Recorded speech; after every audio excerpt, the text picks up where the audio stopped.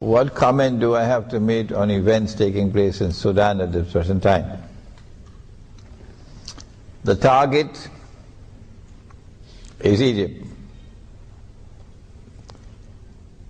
The target is Egypt. Why is Egypt the target?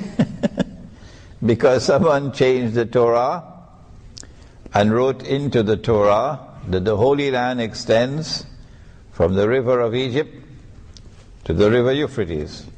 So that entire part of Egypt from the river Nile to the Red Sea, it's called the Eastern Delta, belongs to Israel. The reason why they put this as part of the Holy Land is because the Jews lived in the Eastern Delta for a few hundred years when Joseph, Nabi Yusuf alayhi salam, was in Egypt.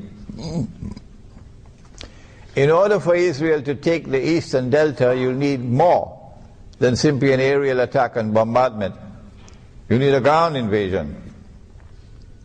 You need a ground invasion. But Egypt is a big country, and Egypt will respond ferociously. So you need a multi-pronged attack on Egypt. And that's why they got this bogus Zionist jihad. This bogus Zionist jihad to infiltrate into Libya to overthrow the Libyan government. And don't come to me with this rubbish that I am a supporter of Gaddafi. Take that rubbish and throw it into a garbage bin. I've never been a supporter of Gaddafi, and I'm not a supporter of him now, so take that rubbish and throw it into a garbage bin. The Zionist jihad from Saudi Arabia, that version of Islam, entered into Libya, supported and armed by Turkey, supported and armed by Saudi Arabia and Qatar and by the Zionists and by NATO, to overthrow the regime in Libya. And when they succeeded, Libya became a NATO state. You can't get NATO out of Libya for the next 25 years.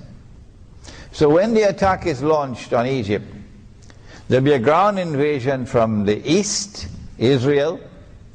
There'll be a ground invasion from the west, Libya. NATO will attack from the west. And what about the south? What about the south?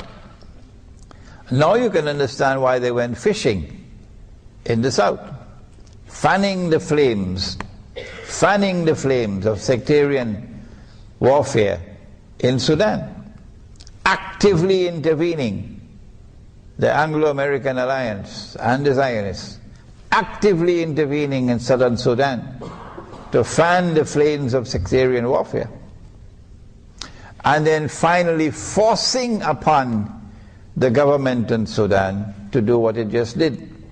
So southern Sudan is now an independent state. So when the attack is launched, you have to destabilize northern Sudan or Sudan. And so the attack is going to come from all three sides, ground invasion, from the south, from the east, and from the west. And from the Mediterranean you'll have a naval blockade and naval bombardment. I don't see how Egypt can even stand a chance.